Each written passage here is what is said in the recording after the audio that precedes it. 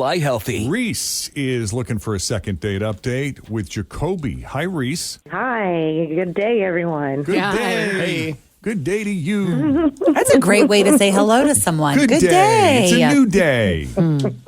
So tell us about Jacoby. How'd you meet? How'd the first date go? And we'll go from there. Oh, man. Well, let me just tell you, I have had a rough go at the dating scene. So, of course, when I found Jacoby, I was just not going in with high expectations. I was just like, hey, we'll see what happens. But the past few years have been on the rough side of the mountain. Met him online. We decided to go have lunch. And, of course, I have this sixth sense that I'm going in with because I've got a degree in psychology. So, oh, no. How does that? So when you I always feel like when I meet somebody that is a psychologist, psychiatrist in the field, in the field of the mind, I always wonder, are they secretly like analyzing everything that I say and diagnosing? I mean, are your ears like specially perked for certain things? Trigger words or are you able to leave that at home, leave that at work? I actually do have my ears perked up for, like you said, trigger words and things like that. Honestly, just going in, wanting to see if the people are just going to try to be themselves. Because on any first impression, first given anything, you could try to put something out there which is kind of false. Nobody is really bringing their real self to the table in the beginning. That's totally not the case here. He seemed really genuine, pulled me in. The conversations were easy. We talked about politics, current events, just all types of things, our lifestyles, our upbringing. It was just a really nice conversation. And that's just where I was like, okay, that's great. And I thought that we were all aligned. I didn't see any deal breakers. And so I just liked him. And so he had to go. I needed to go to the restroom. He needed to get out of there. That's how we ended it. We hugged it out. And now I haven't heard from him. Not answering any texts or anything like that. So I just am confused. Like, what happened? We hugged it out. I like that. Hugged it out. Yeah, that's a nice way to close a lunch. Let's hug it out. I don't know if I'll ever see you again, but... He said it was nice meeting you. And you just kind of think that somebody is going to continue the conversation. Right. Oh, that's unfortunate. What's his story? Is he playing the field? What was your analysis, your assessment? He didn't come off like that. He didn't come off like he was out there trying to be on the scene. You believe he's looking for a monogamous relationship and that there was a mutual attraction there? Yeah, and my sixth sense is usually never off, so I'm very confused over this. Yeah, and you said yourself, no red flags that you could detect.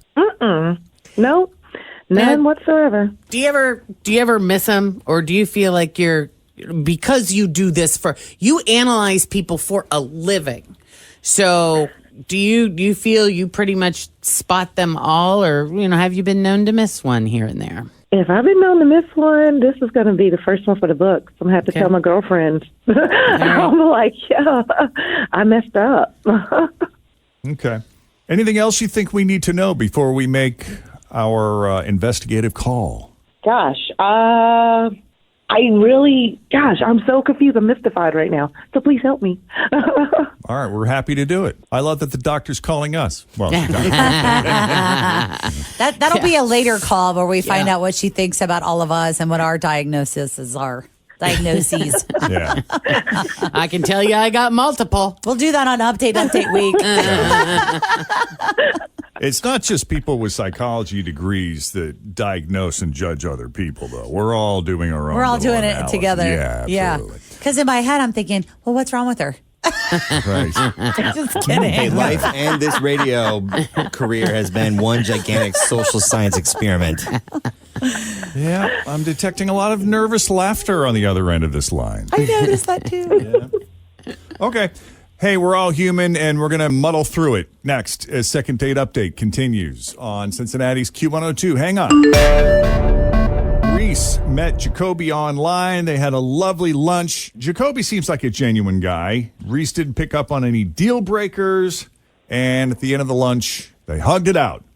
Now, Reese kind of considers herself a pretty perceptive person. She's got a psychology degree, so she's usually pretty good at analyzing people and cutting through the BS, but she didn't detect any with Jacoby. And she is at a loss because she thought for sure with the way things were left, those two would be seeing each other again, at least talking, and that's not even happening. So do you want us to just go ahead and call him and see what we can get out of him? Absolutely. Ring-a-ling-a-ling. All right, let's do it.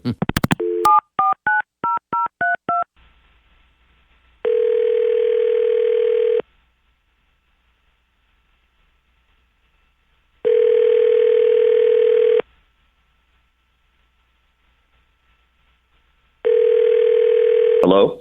Hi, Jacoby. It's Jeff and Jen and the morning crew at Q102. How are you this morning? I'm doing okay. Wow. Hi. Hi. How are you? You got a few minutes? Yeah. What are you guys calling about?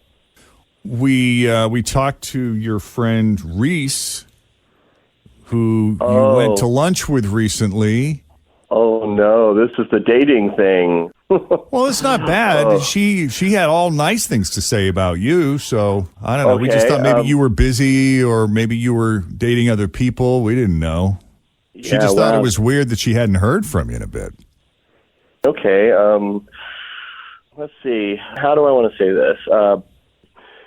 She's really interesting to talk to, but in the end, she was just a bit intense for me. How so? How would you describe intense? Well, it was the questions. I mean, she's like, I don't mind answering questions and sharing and all that, but she was just pummeling me with question after question. Mm-hmm. I felt like I was like on 60 Minutes, and she was Leslie Stahl and doing this in-depth story on everything I've ever done my entire life. Just one question after another. And then once she told me that she was a psych major, that's when I knew she was like really listening to my answers. It was I'm not going to get away with anything, What, is there something you want to get away with? Well, you know how relationships go, and it's just like she's going to be looking for me to make some kind of slip the entire time, and it was just when I don't left. know about that. Well, when I left lunch, I was exhausted. I mean, I couldn't even go back to work. I went home and took a nap. I mean, she totally wiped me out with the questions. And don't take this the wrong way, but with the utmost respect, she's a smart woman. I just don't think it's just too much. It's just too much. Well, listen, let me ask you this. Do you feel like she was interrogating you or listening to you to diagnose versus actually relate and connect with you? There's a huge difference. Yeah, well, I mean, it just felt like I was in like there was like a light shining on my face, and she just wanted to know everything and every detail. And I mean, and maybe she was digging for the red flags that we all look for on our first dates, but it was just. It felt more of an interrogation than a give and take conversation. Exactly. Did it feel like an onslaught? Like maybe your coworkers got a lot of wedding questions? What